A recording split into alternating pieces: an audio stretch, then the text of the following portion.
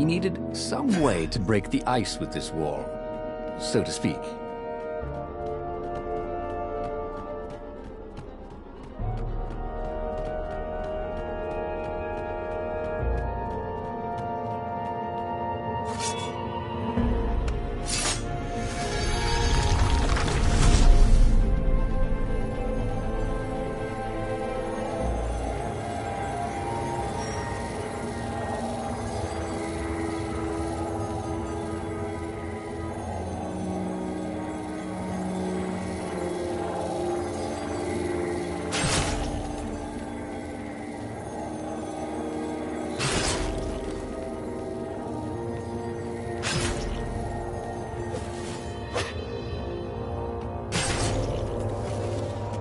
Renato hated gogglers, but it freaked him out to cut them.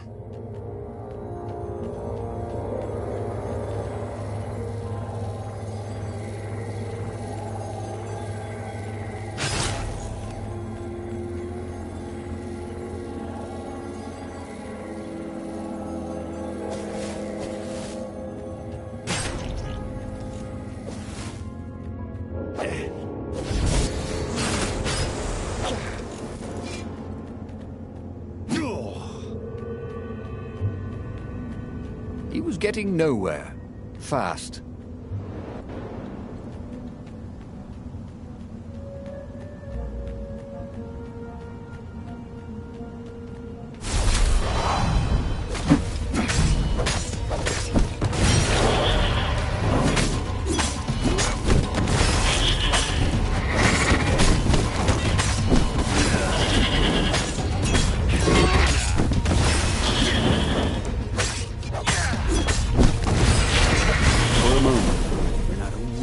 Somebody'd been watching.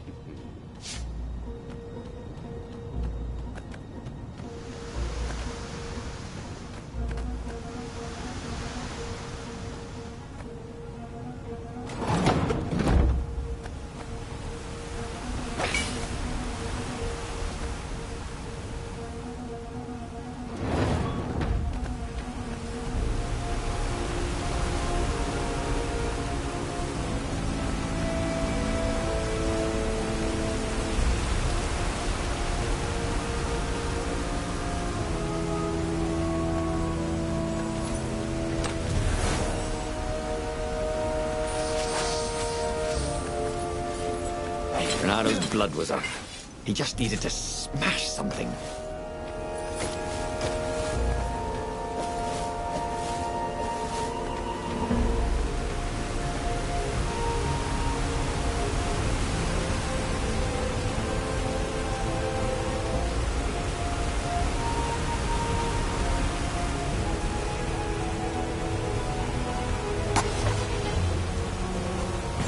It was starting to come back to him. Something you never completely forgot, like how to freeze time when attacking. The more he fought, the more he'd probably remember.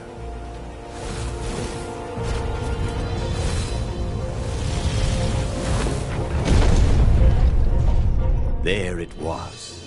Sky Ripper's armature. The stuff that dreams are made of. Engineers' dreams, anyway. The device was intricate. No one alive had the skill to make a thing like it. How was it part of a weapon at all? He'd have to ask a scientist. But first, he'd get the second piece. Sky Ripper had a heart.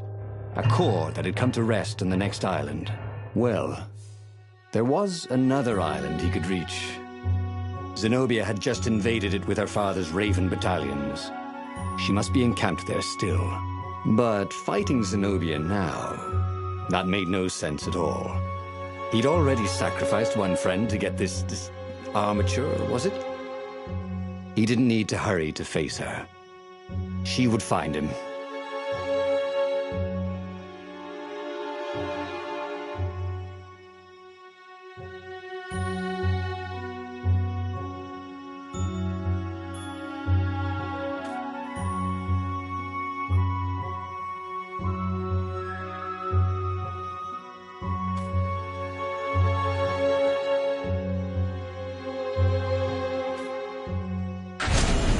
It was a no-brainer.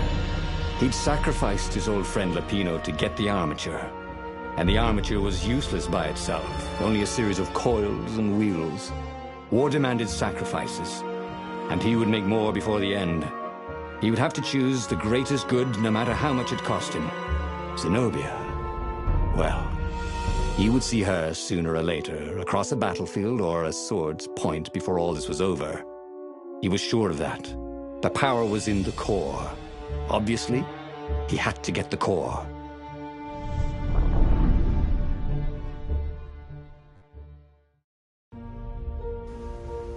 He looked up at the old trees around him. They were so big and so old. They'd been there before he was born, and they'd be there after he'd passed into legend. Was he confronting his own unimportance? What had got into him?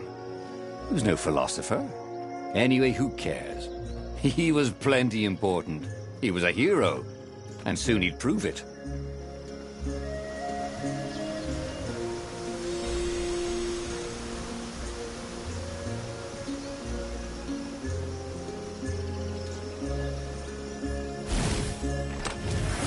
Renato checked for a false compartment. Nope.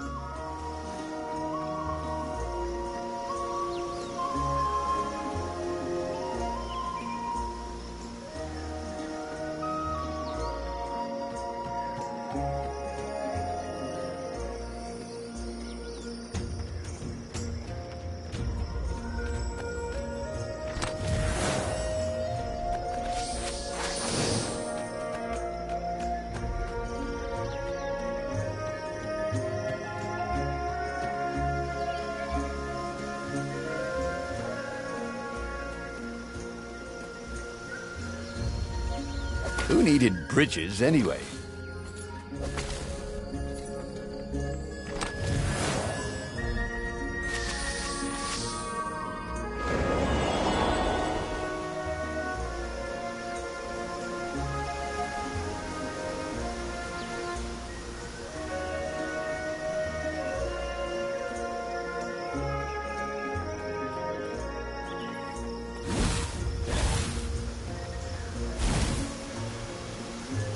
This is why heroes are called dashing, Renato thought. See? Dashing? Get it?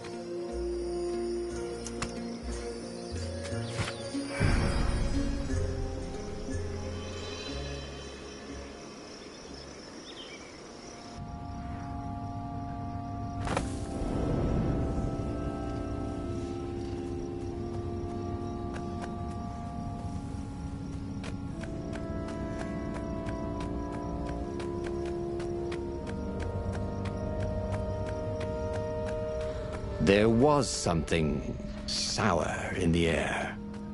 Like the earth had ruptured over something that had been fermenting for a very long time.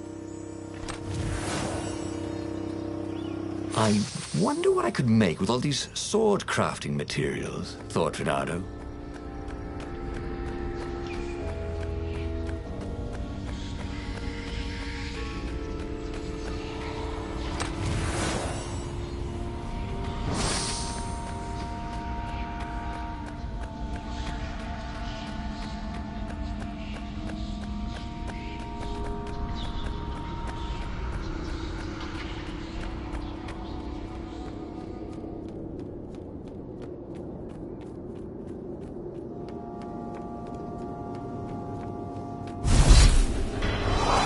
Over here.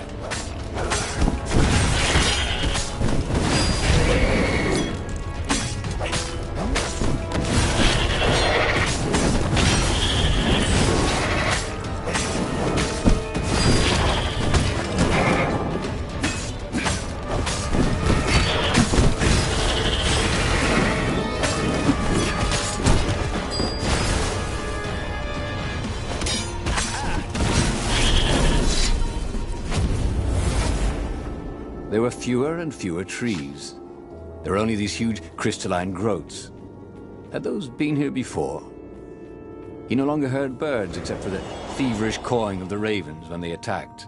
He couldn't smell the small animals of the forest, the mice and rabbits. Where had they gone? And he was getting hungry too. This was an unhealthy place to be.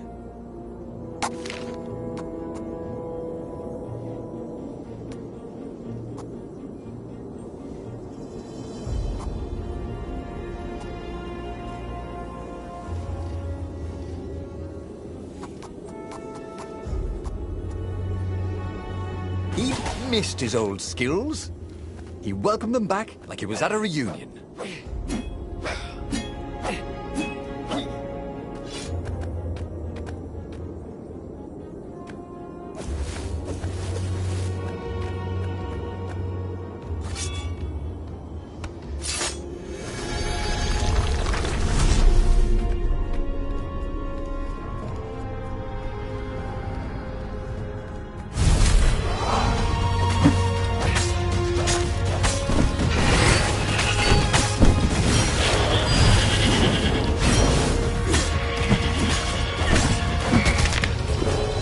I guess now I find out what's next, he thought.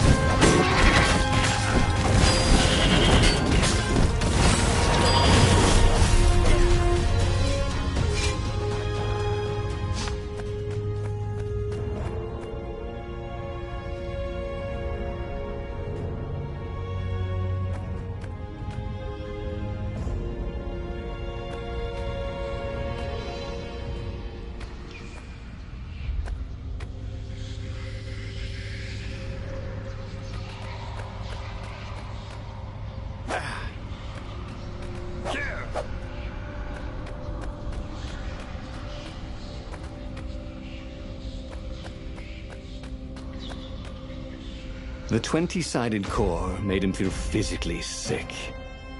Once he had sneaked into a temple of the dark art, and he hadn't liked what he smelt and saw there. This felt like that. As quick as he could, he wrangled the icosahedron into the armature. The wheels began to spin, then glow. The sick feeling quickly spun away. Now he only felt sad. He had lost good friends for this war apparatus. He carried his prize back to the Farfarer. Now, he had to make his next move. There was a key Imperial outpost on the Nexus. If this really was some sort of superweapon, he could use it to wreak havoc on the enemy. And if it wasn't, well, better to know that before the final battle. But maybe he should show it to some scientists first. There was an observatory on the Nexus. Maybe he should go there before he fired it.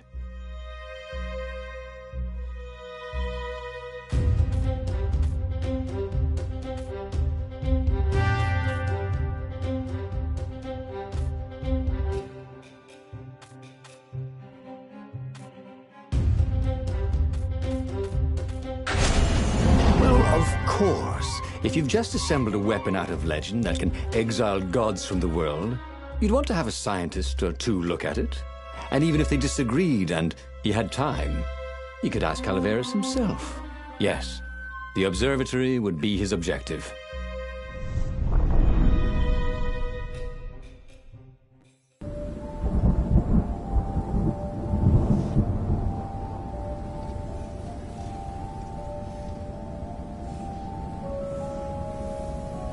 Why had the parts of the Sky Ripper only surfaced now, thousands of years after the Transcendent Emperor had dismantled it?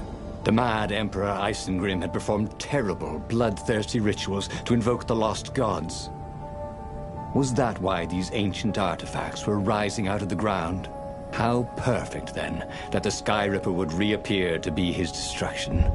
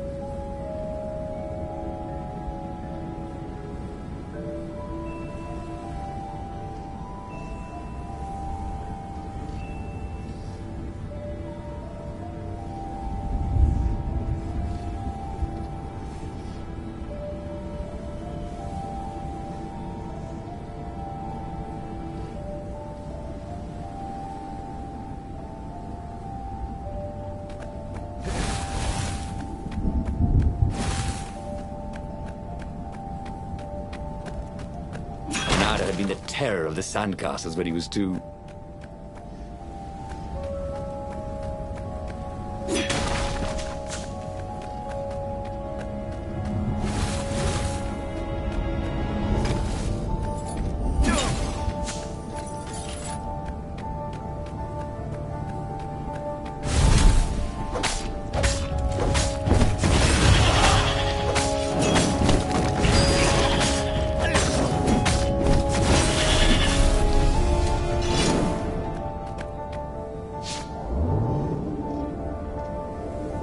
was a bit windy up here.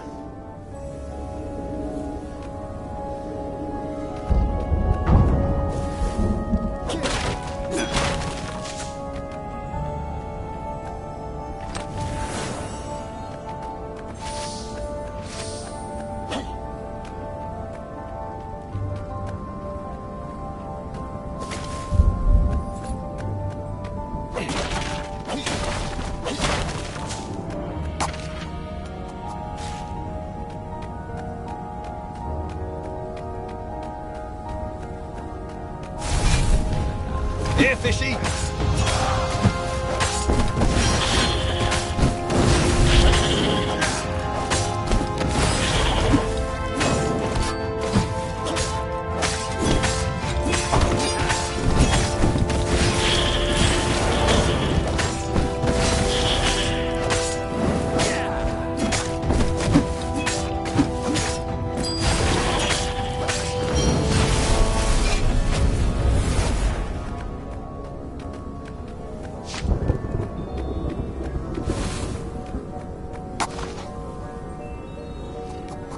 He was more and more extraordinary.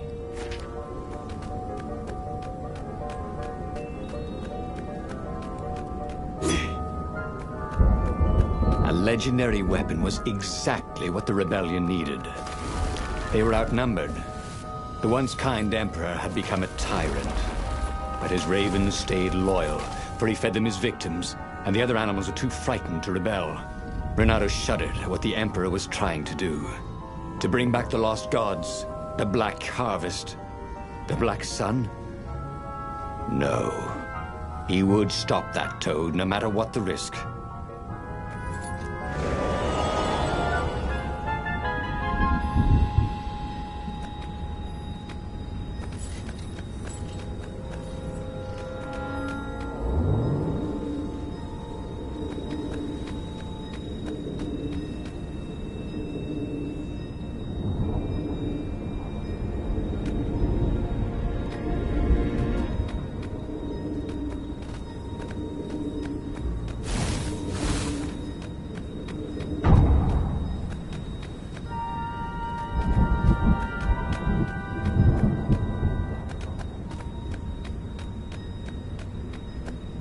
Renato's path was clear.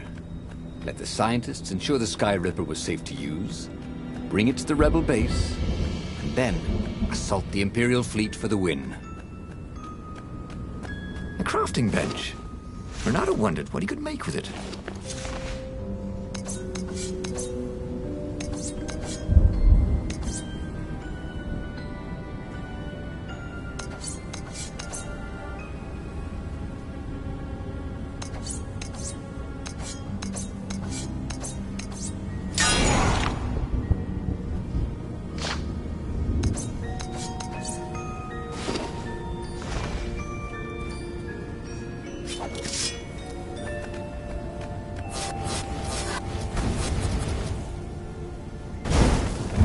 Energy spheres. Easy to dodge, but boy do they sting if you didn't pay attention.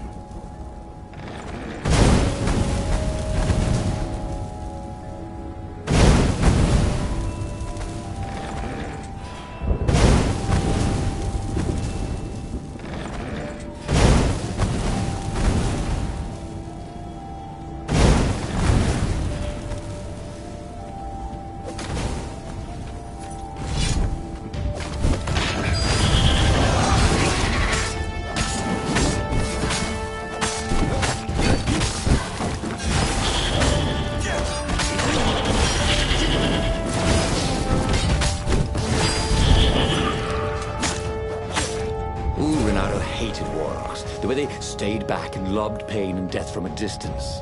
Cowards. Really dangerous, effective cowards.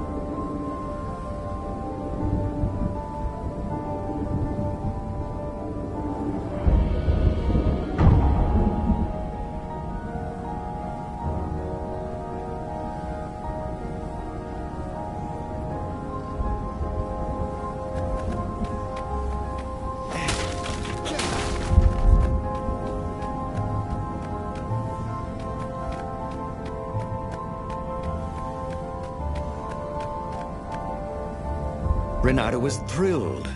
The scientists seemed to think he'd put the Sky Ripper together right. But one toad was worried. Yeah, the Sky Ripper could tear a hole in existence itself. There are invisible strings that tie the universe together. If the Sky Ripper cut one, the hole would widen and widen until our whole existence fell into it. Another toad sighed. Irving still believes in string theory. At least go see Calaveras. Yeah, said the worried toad. He knows more than anyone else has forgotten about the Transcendent Emperor. If anyone could tell him how to use this weapon safely, it would be Calaveras. It was he who had told Renato how to find it in the first place. But maybe he had to give up on using it as a weapon. Maybe he had to go to the secret rebel base and ask the generals there what he could do with a weapon that he dared not use.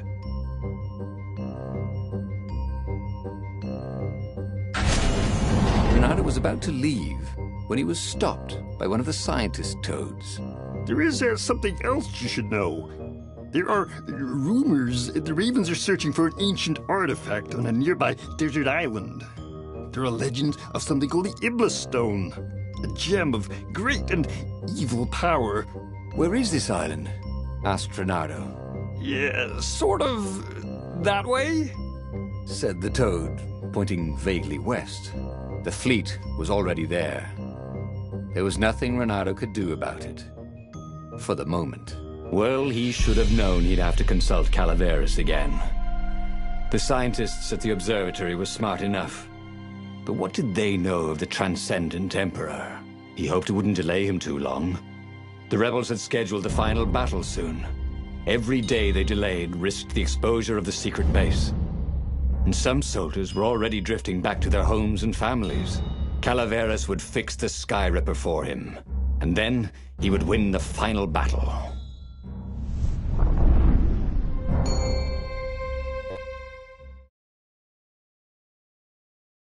Maybe it was the cold. But after a few steps, Renato's optimism started to slump. What if Calaveras couldn't help? Did Renato dare use the Sky Ripper? Oh, he hated that he had chosen this path. It was so much simpler to rescue friends and attack enemies. Even if some of those friends were more trouble than his enemies, some of those enemies had been friends before and might be lovers after. No, okay, it wasn't all that much simpler, no. Physics made his brain hurt. That, at least, he was sure of.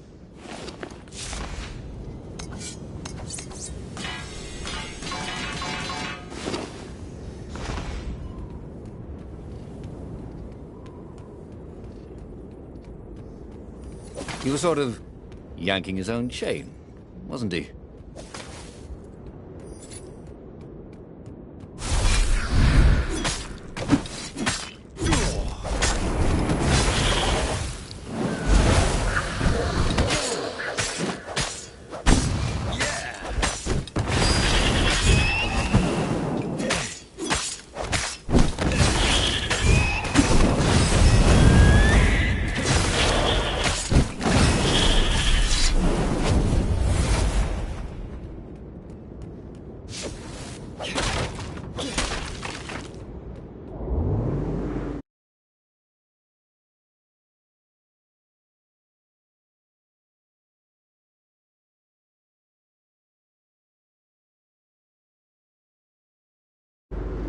This is quite the view, he thought.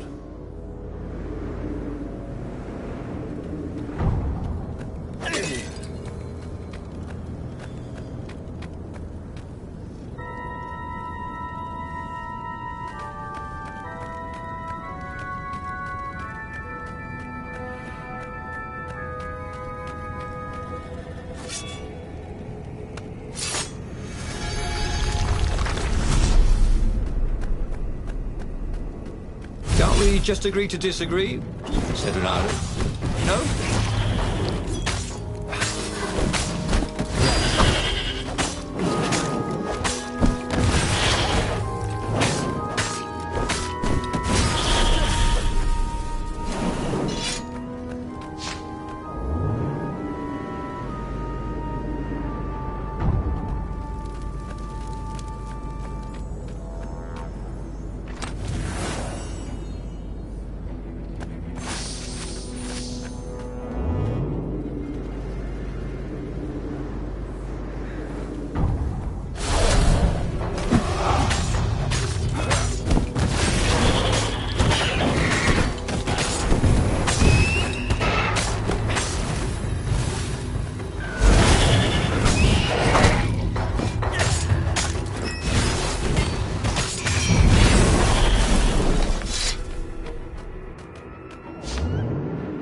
Tried to focus on the now.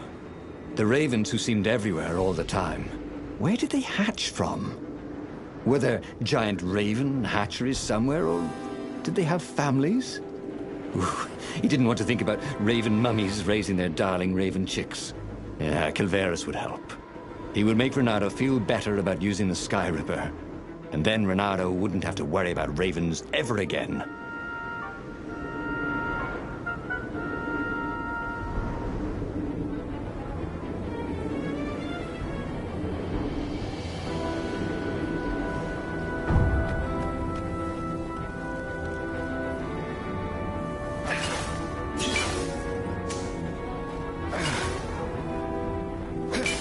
Renato hoped his mother wasn't watching.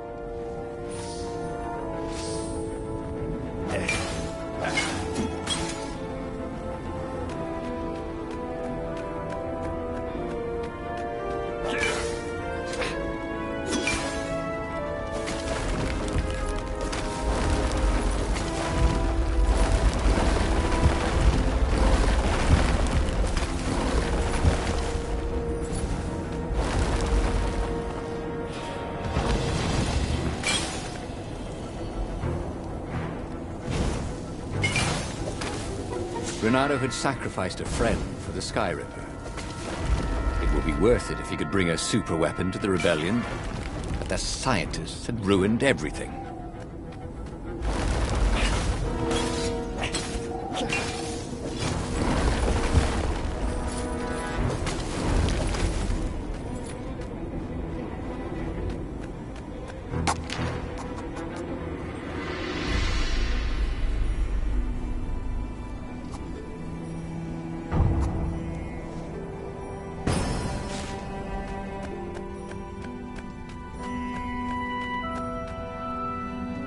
Calaveras had never let him down. Yeah, of course I can make it work better. But when Renato explained about the strings, Calaveras grew thoughtful. Oh, strings, you say? Well, the Arcana do speak of the ties that bind the world. He drew many intricate symbols in the dirt. Yeah, so, according to my calculations, each time you fire, I'm afraid there's a 1 in 120 chance you'll destroy the universe. That's pretty good odds. That's like rolling, what, 21 dice and they all come up 6. What are the odds of that? What? No! It's more like 2.716s in a row. Anyway, with those odds, it won't happen if I use it just once. What? No. That's so not right. Each time you use it... Okay, look. Just don't use it ever. At all, okay? All right, I guess. As he sailed away from the mountains, Renato could see clouds darkening. Rain? No. Ships.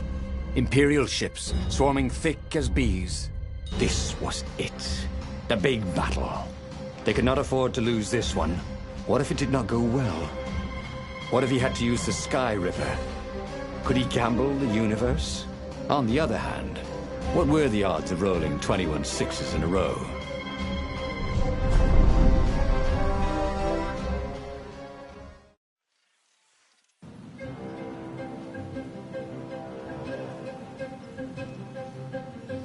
The battle was not going spectacularly well. What had the rebels been thinking? They'd been thinking he would bring the Sky Ripper, or the Iblis Stone, or that he'd sideline Zenobia somehow, or turn her.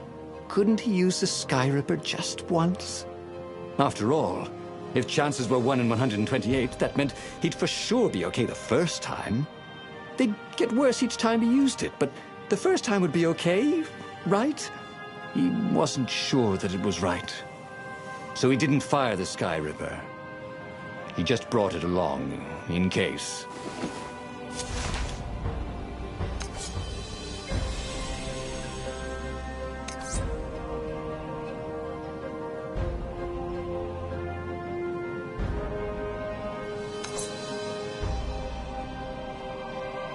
This burning sword from the south was terrific for barbecuing sausages and ravens.